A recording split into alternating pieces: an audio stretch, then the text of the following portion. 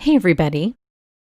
In today's video, I'm just going to show you a simple wreath building card using Gina K Designs Wreath Builder and this adorable stamp set.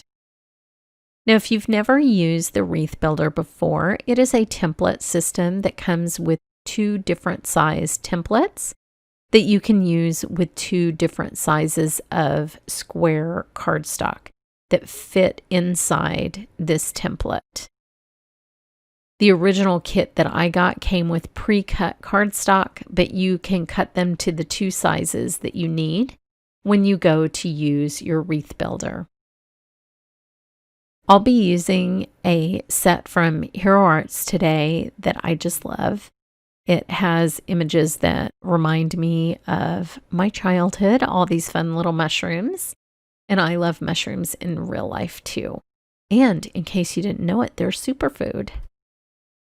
I also have Gina K's original Wreath Builder stamp set here. This is such a genius system. I love it so much. So you position the Wreath Builder template inside your MISTI, and then the pieces of cardstock fit into the template. So you'll want to put them in the template in the horizontal orientation to begin with, just to position your stamps. And then you will rotate them to this position. But you can see, since that little diamond extends above the top of the square cardstock, that you'll want your image to stay on the square side when you're first positioning it. So that's how I will position my image to begin with. Now you can use the MISTI magnet to hold both the template and the piece of cardstock into the template. And then you can see that I'm leaving that diamond orientation with that little triangle blank, because if I put a stamp up there, it wouldn't stamp on this horizontal orientation. Now she does have a new Wreath Builder template with a little guide on it that will help you make sure that your stamps don't go outside of that stampable area. But in case you have the original, I wanted to show this version as well. So I have the little classic mushroom image from this set.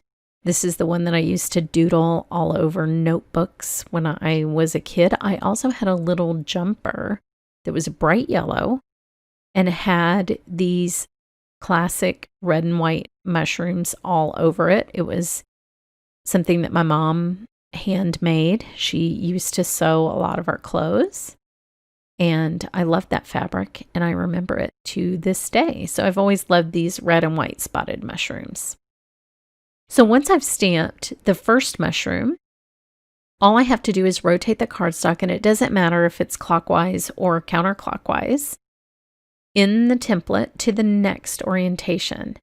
So now you have it in the diamond orientation, and I will speed this up a bit because this is just repetitive. Then you stamp it, put it in the square orientation, stamp it, put it in the diamond orientation, etc., and it magically forms a circle or a wreath. In this case, a mushroom wreath. And because it is a template and the paper isn't moving inside the template, and you have the template in the corner of your MISTI, if it's poorly inked, you always have the opportunity to stamp it multiple times to get a clear image. Now you can fill in any of the gaps with smaller stamp images. So I'm choosing this adorable little snail after trying a few things that didn't fit as well in between the mushrooms. So use all of your small stamps in this system. It's perfect for building intricate wreaths with all those little tiny stamp images that you have. The snail is another image from the 70s that we used to draw and have on fabric. I hope that this is all coming back into vogue because it's some of my favorite imagery. So I'll stamp one of these. I actually found a little snail. If y'all have not heard of the Seek app, S-E-E-K, I highly recommend it. You can take pictures of plants and critters in your yard, and the app will identify them for you. And I actually found a new, to me, kind of snail in my yard this morning, and I took a picture of her, and the app identified it for me. So that was so fun. I love all the wildlife that starts to come out when it gets warm. And by gets warm, I mean in January. So now I'll do quick Copic coloring. I'm going to do this in the classic colors that remind me of my childhood and the clothing that I wore. So I will do red and white for the mushrooms with a little bit of neutral accents on the stem and some shading. I'm using R29 for the red, which if you've watched any of my other videos, it seems like R29 is pretty much the only red I use. It's a very classic red. It's called Lipstick Red by Copic, and it's a very pure, it's similar to Gina K's Red Hot. It's like what I think of as a classic red. So I have the sketch markers, so it takes me a little bit longer to color these because I want to be careful that I don't go outside the lines.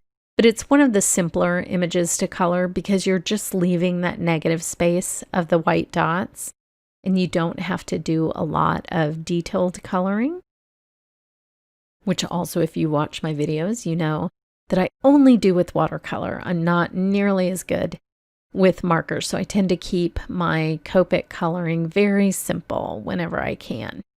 And these images make it easy.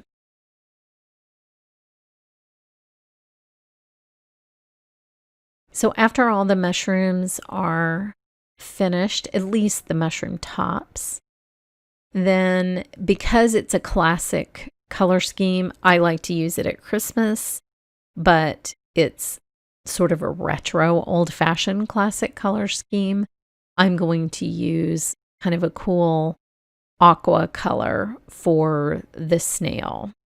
I think anytime you want to use those sort of complementary colors, it's a greenish blue, and I think it just looks really pretty with the red of the mushrooms. And then I'll use a few different colors of gray to both shade the mushrooms and color shadows on the stem.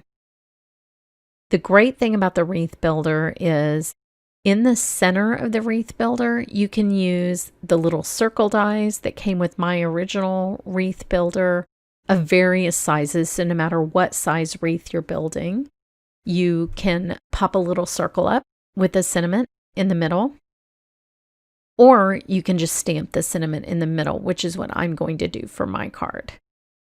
So I'm using a few warm grays, W1 and W4, to shade the stems. I'm having a cast shadow come down from the mushroom cap over to the left bottom of each stem, just for consistency across these images. Because it is a circle, it's nice to have them all colored with the shading going the same way. Again, nothing super complicated about this coloring.